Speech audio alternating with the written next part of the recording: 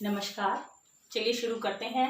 अपना आज का टॉपिक जो है उत्तर का विशाल मैदान। पिछले वीडियो में मैं आपको हिमालय पर्वतीय क्षेत्र जो कि भारत के भौतिक क्षेत्र भौतिक प्रदेश हमने टॉपिक शुरू किया था, मतलब भारत को लेकर हम चले थे, जिसके अंतर्गत हिमालय पर्वतीय क्षेत्र को मैंने आपको पढ़ा दिया है।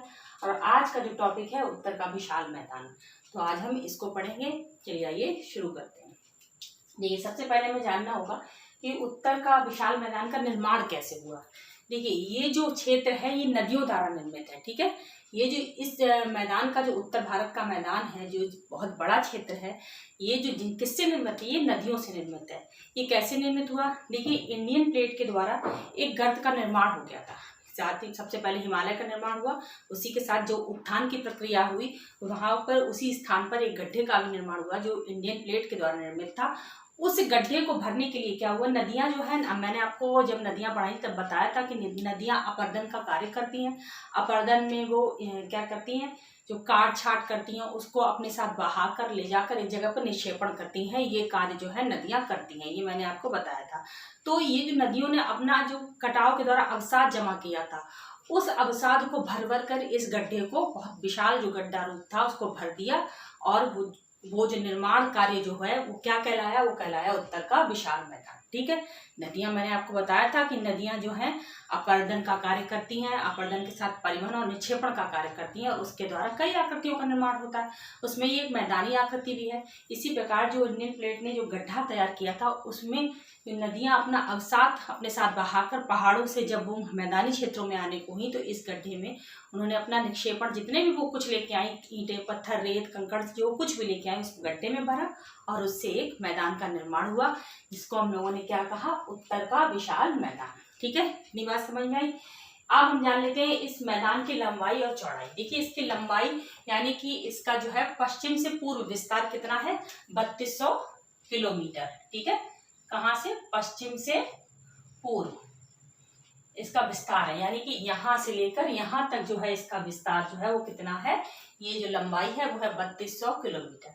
और इसकी चौड़ाई कितनी है, 150 से 300 किलोमीटर। ठीक है, 150 से 300 किलोमीटर जो है इसकी चौड़ाई है, जिसे हम कह सकते हैं उत्तर से दक्षिण, यानी उत्तर से दक्षिण में इसका विस्तार कितना है, वो है इतने किलोमीटर, यानी 150 से 300 किलोमीटर तक उत्तर से दक्षिण विस्तार है। देखिए, पूर्व पश्चिम से पूर्व यानी इस दिशा से इस दिशा तक जो ये पट्टी के रूप में पाया गया है, ये जो है लंबाई इसकी कहलाएगी। और इसकी चौड़ाई यानी उत्तर यानी ऊपर से नीचे तक, यानी यहाँ से ये स्टार्ट हुआ है, शिवालिक पदीय भागों से स्टार्ट होकर ये यहाँ तक फैला हुआ भाग जो है, इसकी चौड़ाई इस तरीके से उत्तर दक्षिण जो इसका विस्तार अगर पूछा जाए तो आप बताएंगे 150 से 300 किलोमीटर, और पूर्व पश्चिम तो इसकी लंबाई है वो 3200 किलोमीटर। ठीक, अब इसको जानने से पहले कि इस मैदान को पढ़ने से पहले हमें पता होना चाहिए कि हम इनका अध्ययन दो प्रकार से करते हैं इस मैदानी क्षेत्र का। एक क्या करते हैं, एक प्रक्रिया होती है निर्माण प्रक्रिया के आधार पर, मतलब वो बना कैसे है उस तरीके से जो है उसका अध्ययन करना, और दूसरा उसका प्रादेशिक अध्ययन करना, मतलब कि उसके अंतर्गत कौन कौन से प्रदेश आ रहे हैं, इस तरीके से हम उसको अध्ययन करेंगे। तो आइए जानते हैं। सबसे पहले हमें पढ़ना है निर्माण प्रक्रिया के आधार पर। क्या पढ़ना है, निर्माण प्रक्रिया के आधार पर हमने इस जो उत्तर भारत का विशाल मैदान है ये 4 भागों में बांट दिया है। और ये विशाल मैदान बना किन नदियों से है, ये भी एक प्रश्न है। तो ये सिंधु, गंगा और ब्रह्मपुत्र, ये 3 नदियों से निर्मित जो है ये उत्तर भारत का विशाल मैदान है। ठीक है, इतनी बात समझ में आया। अगर ये प्रश्न पूछता है कि उत्तर भारत का मैदान जो है वो किन नदियों से निर्मित है, तो ये आपका गंगा, ब्रह्मपुत्र और सिंधु नदी से निर्मित मैदान है। ठीक है, अब मैं बता रही थी आपको निर्माण प्रक्रियाओं के आधार पर। तो निर्माण प्रक्रियाओं के आधार पर इसको जो है भावर, तराई, बांगर और खादर, ये 4 क्षेत्रों में विभाजित किया गया है। अगर एनसीईआरटी की बुक्स में बताएं तो ये बांगर और खादर को इन्होंने क्या कहा है, जलोढ़ क्षेत्र कहा है, जलोढ़ नदीय क्षेत्र। ठीक है, एनसीईआरटी की बुक्स में इस तरीके का देखने को मिलता है। इसी के बाद में इन्होंने 2 पार्ट कर दिए, बांगर और खादर। या तो आप इस तरीके से कह सकते हैं कि इसे 3 भागों में बांटा गया, भावर, तराई और जलोढ़ नदी क्षेत्र, और जलोढ़ नदी क्षेत्र को वापस 2 भागों में बांट दिया, बांगर और खादर। या फिर हम इस तरह से पढ़ सकते हैं इसको अलग अलग करके। ठीक है, तो आइए शुरू करते हैं। सबसे पहले जानते हैं भावर के बारे में कि भावर आखिर कहते किसे, भावर होता क्या है। देखिए, जब कोई भी नदी है पहाड़ी क्षेत्र से जब वो मैदानी क्षेत्र में प्रवेश करेगी, तो जाहिर सी बात है कि पहाड़ जो पर्वतीय क्षेत्र है, उनके ढाल बहुत तीव्र होते हैं, बहुत तेज होते हैं, और जब वो मैदानों में आएगी तो ढाल में कुछ ना कुछ कमी आएगी।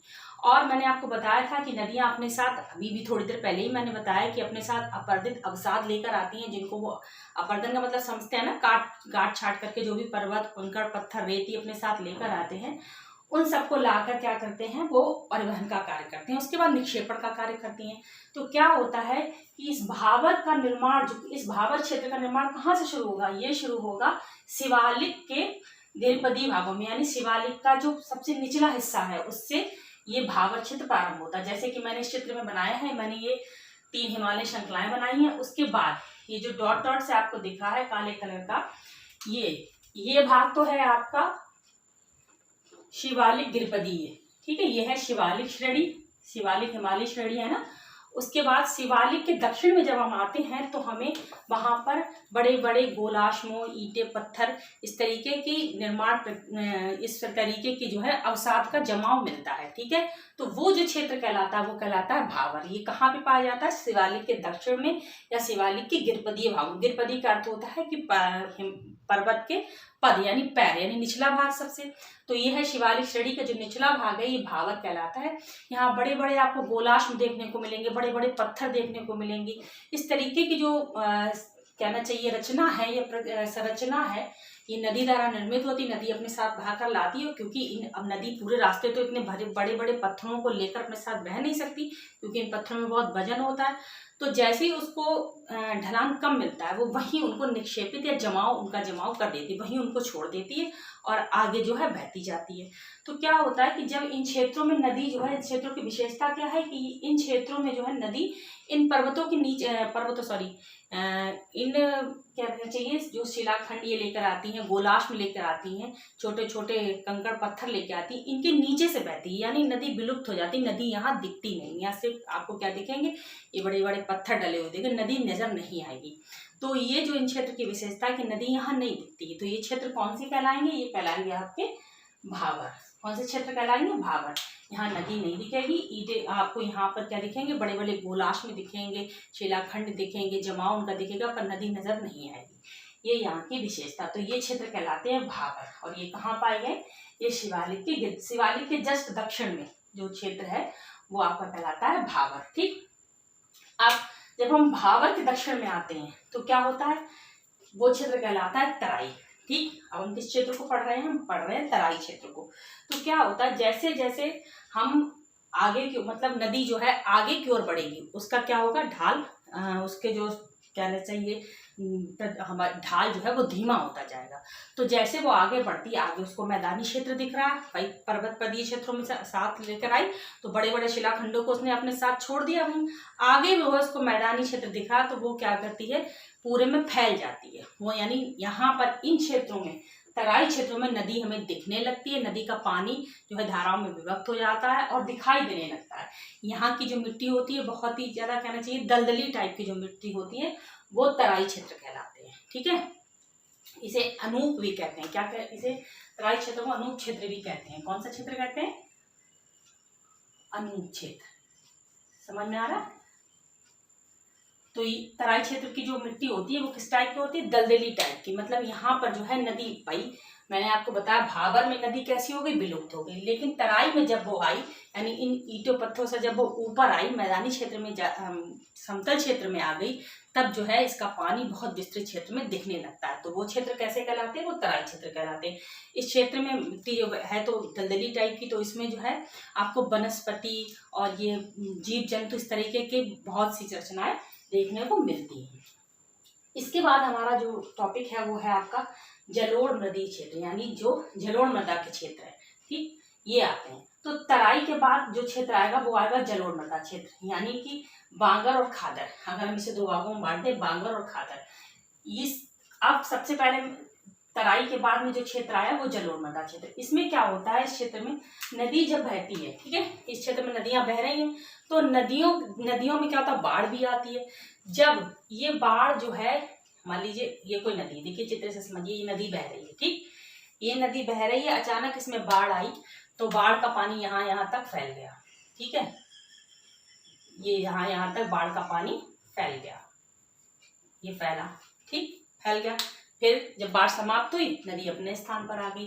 फिर दोबारा फिर कभी बाढ़ आई, तब नदी का पानी क्या हुआ, फिर नदी का पानी, अब मान लीजिए नदी का पानी खाली यहीं तक चला, ऊपर तक नहीं गया, ठीक है, ये इतने ही क्षेत्र तक रह गया बाढ़। अब जरूरी थोड़ी ना कि एक बार जितने क्षेत्र में बाढ़ आई हर बार उतने ही क्षेत्र में बाढ़ आए। तो जो नई जलोढ़ होती है उसको कहते हैं हम खादर। क्या कहते हैं, खादर, यानी कि इस खादर को कहते हैं नई जलोढ़। नई जलोढ़ मृदा, इसमें क्या होता है,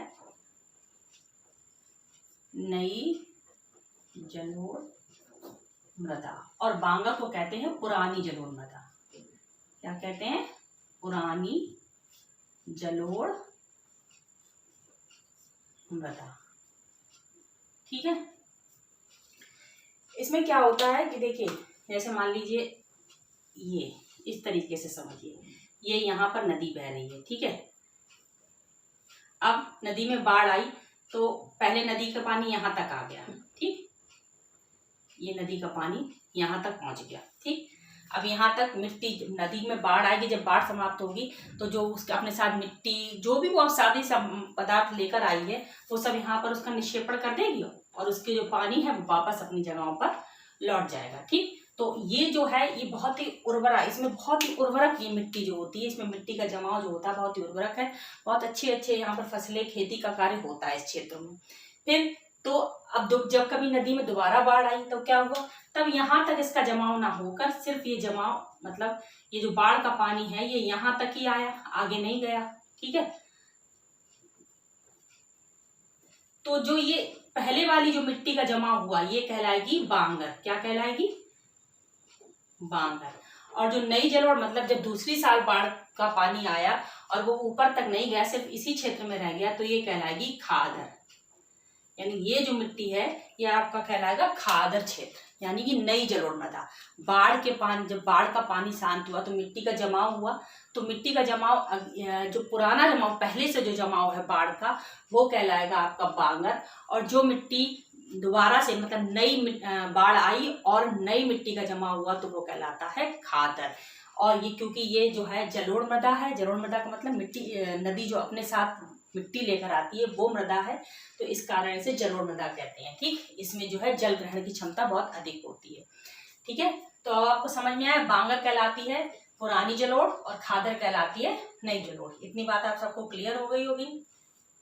मेन कॉन्सेप्ट बस इतना है कि नदी में जब बाढ़ आती है तो जो मान लीजिए जो बाढ़ में पुरानी मृदा है, ठीक है, जैसे नदी में बाढ़ आई और किसी क्षेत्र तक पहुंची, ठीक है, वहां उसने अपना जमाव कर दिया मिट्टी का, बाढ़ शांत हो गई, नदी अपने स्थान पर आ गई। पुराने जब दोबारा से फिर अगली साल या किसी साल बाढ़ आई, फिर से बाढ़ आती है और बाढ़ आने के बाद नदी उन क्षेत्रों में ना जाकर जिन क्षेत्रों में पिछली बार गई थी, अब कुछ ही क्षेत्रों में रह जाती है, तो जिन क्षेत्रों में नया जमाव होता है वो नई जलोढ़ या खादर कहलाते हैं, और जिसमें पुराना मिट्टी का जमाव हुआ है वो जो है बांगर कहलाते हैं। और सबसे उपजाऊ जो क्षेत्र कहलाता है वो खादर क्षेत्र कहलाता है, क्योंकि इसमें बार बार नए पोषक तत्व जो है मिट्टी को प्राप्त होते रहते हैं, इसलिए सबसे उपजाऊ क्षेत्र जो कहलाता है वो खादर कहलाता है। तो आशा करती हूँ इतना आपको समझ में आया होगा। अब इसके बाद हमको क्या पढ़ना है, इसका ये तो हो गया इसका कैसा निर्माण प्रक्रिया के आधार पर। अब हमें पढ़ना है प्रादेशिक विभाजन, ठीक है। प्रादेशिक विभाजन में क्या, इसको जो है हमने 4 भागों में बांटा है। जो है सबसे पहले पंजाब का मैदानी भाग, राजस्थान का मैदानी भाग, गंगा का मैदानी भाग और असम का मैदानी भाग, ठीक है। ये मैंने लिखा है, आप नोट भी कर सकते हैं। तो जो पंजाब का मैदानी भाग है, सबसे पहले हम समझते हैं फर्स्ट नंबर पंजाब का मैदानी भाग। पंजाब का अर्थ क्या होता है, देखिए आपने दोआब शब्द सुना होगा। दोआब का मतलब क्या होता है कि 2 नदियों के बीच में जो क्षेत्र है उसको हम क्या कहते हैं, दोआब कहते हैं, ठीक। अब जब 2 नदियों के बीच के क्षेत्र को दोआब कहा, तो अगर 5 नदियों के बीच का क्षेत्र है तो पंजाबी तो कहेंगे। तो पंजाब जो है, पंजाब का जो मैदानी भाग है वो 5 नदियों के दोआब से मिलकर बना हुआ है, ठीक है। तो अब हमें जब इतना जान लिया कि पंजाब 5 नदियों से मिलकर बना हुआ है, तो ये भी पता होना चाहिए कि वो कौन कौन सी नदियां हैं।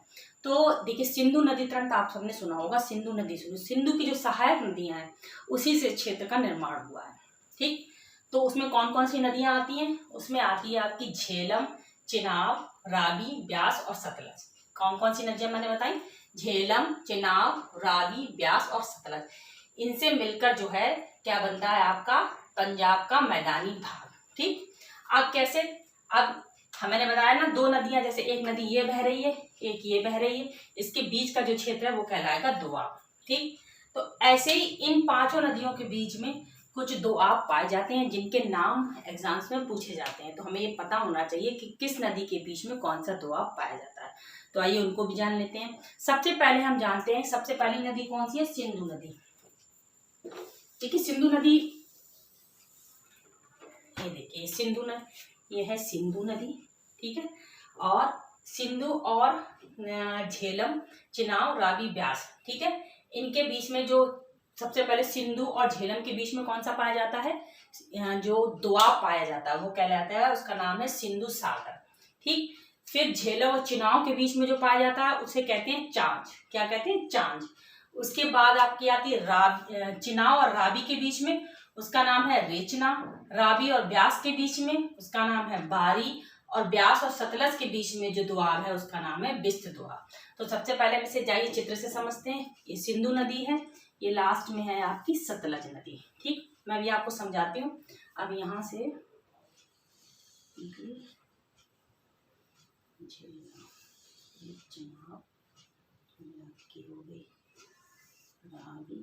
ब्यास, देखिए अब समझिए। यह है सिंधु नदी। कौन सी नदी है? सिंधु नदी। ठीक, ये है सिंधु नदी। ये नदी जो है आपकी, ये है झेलम नदी। कौन सी नदी है? झेलम। ठीक, और झेलम जो है वो मिल जाती है चिनाब नदी में। यह है चिनाब नदी, और चिनाब में ही मिलती है आपकी कौन सी? रावी नदी। और ये जो ब्यास नदी है वो मिलती है सतलज में। ये ब्यास नदी है और ये है सबसे लास्ट वाली सतलज नदी, सतलज। ठीक, अब इस चित्र से भी हम इसको याद कर सकते हैं। तो अगर आपसे पूछा जाए सिंधु और झेलम के बीच में कौन सा दोआब है, तो वो दोआब है आपका सिंधु सागर। कौन सा दोआब होगा? सिंधु सागर। ये नाम आते हैं एग्जाम में, इसलिए मैं ये आपको बता रही हूँ। ठीक है, इसके बाद आपसे पूछा जाता है कि झेलम और चिनाब के बीच में कौन सा है, तो वो होगा आपका चांज। कौन सा होगा? चांज। ठीक, इसके बाद पूछा जाता है कि चिनाब और रावी के बीच में, चिनाब और रावी के बीच में जो बनता है वो है आपका रेचना। रेचना। ठीक, इसके बाद आता है आपका रावी और ब्यास के बीच में, तो चिनाब और रावी के बीच में रेचना, और रावी और ब्यास के बीच में आता है आपका बारी। बारी। और ब्यास और सतलज के बीच में जो आता है वो है बिस्त दोआब। कौन सा दोआब? बिस्त दोआब। तो सिंधु सागर, चांद, रेचना, बारी और बिस्त, इतने जो दोआब हैं, ये कितने दोआब हो गए आपके? 1 2 3 4 5। इन 5 दोआबों से मिलकर जो है पंजाब का मैदानी क्षेत्र निर्मित हुआ है। इतना आप सबको समझ में आया? ठीक है, इतनी बात सबको क्लियर हो गई होगी। अब मैं आपको बताती हूँ राजस्थान के मैदानी क्षेत्र के बारे में। ठीक है, पंजाब का पढ़ लिया, मैदान राजस्थान के पे आते हैं। तो राजस्थान का जो मैदान, देखिए राजस्थान में एक पर्वत पाया जाता है जिसका नाम है, यहाँ लगभग होता है अरावली पर्वत। कौन सा पर्वत? अरावली पर्वत। ये जो है उत्तर भारत का जो ये मैदानी क्षेत्र और राजस्थान का जो ये मैदानी भाग है, इसको जो है अलग करता है। ठीक है, तो ये क्या करता है, क्योंकि ये क्षेत्र जो है ये इस तरीके से खड़ा खड़ा बना हुआ है, तो इस क्षेत्र में जो है रेतीला क्षेत्र बना देता है। इस क्षेत्र को कैसा बना देता है? रेतीला क्षेत्र, क्योंकि यहाँ पर जो है तापमान अधिक होता है और बाष्पीकरण की जो प्रक्रिया है वो भी ज्यादा होती है, और जो वर्षा वाली हवाएं हैं वो इसके समांतर बहती हुई ऊपर निकल जाती हैं। इस वजह से जो है ये क्षेत्र कैसा बन जाता है? रेतीला क्षेत्र। तो ये कैसा भाग हो जाएगा? ये रेतीला मैदानी भाग, राजस्थान का रेतीला मैदानी भाग, ये जो क्या कहलाता है? रेतीला मैदानी भाग। और अरावली को यहाँ जो है जल विभाजक रेखा भी कहते हैं, जल विभाजक भाग भी इसका कहा जाता है। ठीक है, इसके बाद आता है आपका 3rd नंबर पर गंगा का मैदानी भाग। ठीक, गंगा का मैदानी भाग, यानी कि ये जो क्षेत्र है ये क्या कहलाता है आपका? गंगा का मैदानी क्षेत्र। ठीक, इसको अध्ययन की दृष्टि से 3 भागों में बांटा गया है। ऊपरी गंगा का मैदान, मध्य गंगा का मैदान और निचला गंगा का मैदान। कितने भागों में बांटा मैंने? 3 भागों में। ऊपरी गंगा का मैदान, मध्य गंगा का मैदान और निचली गंगा का मैदान। ऊपरी गंगा का मैदान जो है वो क्या है, कौन सा क्षेत्र है आपका? जो पश्चिमी उत्तर प्रदेश, यानी कौन सा, लगभग अगर हम इसको 3 भागों में डिवाइड करते हैं इस तरीके से, ठीक, तो ये जो भाग है वो कहलाता है आपका ऊपरी गंगा का मैदान। गंगा, ये है मध्य गंगा और यह है निचली गंगा। ठीक, इस तरीके से इसको बांटा गया है। ये ऊपरी गंगा का मैदान, ये मध्य गंगा का मैदान, ये निचली गंगा का मैदान, 3 भागों में बांटा गया। अगर पश्चिमी उत्तर प्रदेश की बात करें, लगभग यहाँ पर इस क्षेत्र को जो है वो कहते हैं पश्चिमी उत्तर प्रदेश। इस क्षेत्र में जो को कहेंगे ऊपरी गंगा का मैदान। और ये कौन सा क्षेत्र, अगर निर्माण प्रक्रिया के आधार पूछे तो ये तराई क्षेत्र कहलाता है। ठीक है, यानी कि यहाँ की जो मिट्टी है वो कुछ दलदली टाइप की होती है। ठीक है, जब अब आते हैं मध्य गंगा के मैदान में, तो ये पूर्वी उत्तर प्रदेश से बिहार तक, ठीक, कहाँ पे? पूर्वी उत्तर प्रदेश, यानी यहाँ से बिहार तक। ठीक है, इसका विस्तार है। और इस क्षेत्र में किस प्रकार की वो पाई जाएगी? बांगर। निर्माण प्रक्रिया के अगर आधार पर बात करें तो बांगर, यानी कि यहाँ पर जो है पुरानी जलोढ़, ठीक, पुरानी जलोढ़ जो है वो मिट्टी पाई जाती है। कौन सी? पुरानी जलोढ़ मिट्टी। ये बात क्लियर हुई। इसमें चावल की कृषि अच्छी होती है इन क्षेत्रों में। ठीक है, और ये ऊपरी गंगा के मैदान में मैं बताया नहीं आपको, यहाँ जो है गन्ने की बहुत अच्छी कृषि होती है। गन्ने की बहुत अच्छी कृषि होती है। मध्य गंगा में चावल की बहुत अच्छी कृषि होती है। इसके बाद निचली गंगा का मैदान, ये कौन सा क्षेत्र है? ये बंगाल, पश्चिम बंगाल का जो क्षेत्र कहलाता है वो है आपका निचली गंगा का मैदान। और ये कौन सा क्षेत्र है? ये खादर क्षेत्र है। कौन सा क्षेत्र है? खादर। इसमें जूट, कपास, चावल, इन सब की खेती जो है वर्ष भर बहुत अच्छी होती है, क्योंकि मैंने आपको बताया कि खादर बहुत ही उपजाऊ मिट्टी होती है। कैसी मिट्टी होती है? बहुत ही उपजाऊ, क्योंकि इसमें हर साल बाढ़ आती रहती है। इस वजह से जो है नदियों को जितने भी मिट्टी को जितने भी पोषक तत्व चाहिए, नदियों की जो अपने साथ मिट्टी लाती हैं बाढ़ में बहाकर, सब इन क्षेत्रों पर जमा कर देती हैं और जो है ये क्षेत्र बहुत उपजाऊ बना देती हैं। इसलिए यहाँ वर्ष भर जूट, कपास, चावल की खेती होती रहती है। ये बात आपको समझ में आ गई? अब जो है हमें क्या जानना है इसके बाद, ये तो सब क्लियर कर दिया मैंने आपको, प्रादेशिक विभाजन भी और निर्माण प्रक्रिया के आधार पर भी। जो अब मैंने आपको नदियों में जब पढ़ाया था तो मैंने स्थलाकृतियां पढ़ाई थी। तो नदियां जो प्रौढ़ावस्था में जो स्थलाकृति अपनाती है वो किन क्षेत्रों में होती है? वो होती है बांगर और खादर वाले। ठीक है, जो बांगर और खादर के इनमें प्रौढ़ावस्था में जैसे कि छाड़न झील आपने सुना है, विसर्ग सुना है, इस प्रकार की जो गुम्फिकाएं सुना है, ये जो आकृतियां हैं वो नदी अपनी प्रौढ़ावस्था में अपनाती है और ये बांगर और खादर के क्षेत्रों में ये जो है आकृतियां बनती हैं। इतनी बात क्लियर हो गई?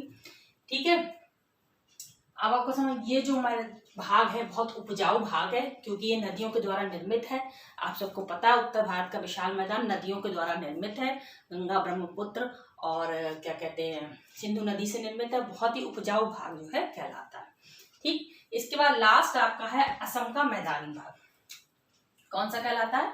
असम का मैदानी भाग। असम में कौन सी नदी पाई जाती है? ब्रह्मपुत्र नदी। यानी असम का जो मैदानी भाग है वो किस नदी से निर्मित है? वो है ब्रह्मपुत्र नदी से। ब्रह्मपुत्र नदी जो है कहाँ से निकलती है? ये निकलती है आपकी मानसरोवर झील के चेमांगडू ग्लेशियर से निकलकर अरुणाचल प्रदेश से होती हुई असम में प्रवेश करती है। और असम में ये एक जो है बहुत सी आकृतियों का भी निर्माण करती है, जैसे माजुली द्वीप। ये कौन सा? ये नदी द्वीप है। ठीक है, ये नदी के द्वारा निर्मित द्वीप है, ये असम में ही है। और असम का जो मैदानी क्षेत्र है वो ब्रह्मपुत्र नदी के द्वारा बनाया गया है। ये बहुत ही विशाल नदी है जिसके द्वारा जो है इसमें बाढ़ भी बहुत आती है। इस क्षेत्र का जो निर्माण है असम का मैदानी भाग, ये जो है ब्रह्मपुत्र नदी के द्वारा निर्मित है। ठीक, अब मैं आशा करती हूँ कि इतना सब कुछ आपको क्लियर हुआ होगा। और आप सब प्लीज़ बताया करिए कि आपको कैसा लगा, कैसा नहीं लगा, कमेंट्स के माध्यम से, ताकि मुझे भी जानकारी हो कि मेरा पढ़ाया आप सबको समझ में आ भी रहा है या नहीं आ रहा है। यदि कोई भी दिक्कत हो तो मुझे कोई दिक्कत नहीं, अगर आप मुझे कमेंट करके बताएंगे मैम ये चीज़ नहीं समझ में आ रही है, ये नहीं अच्छे से बता पाई आप, तो मैं अपने आप को सुधारने का भी तो प्रयास कर पाऊँगी। इसलिए मैं ये चाहती हूँ कि आप ज़्यादा से ज़्यादा मुझे बताएं कि मेरी क्या गलतियां हैं और क्या आपको समझ में आया। अगर अच्छा है तो अच्छा बताइए, अगर खराब है तो खराब बताइए, पर बताइए। बस मेरा यही मानना है कि आलोचनाओं से तो काम बनते हैं, बिगड़ते नहीं हैं। इसी उम्मीद के साथ बहुत बहुत धन्यवाद।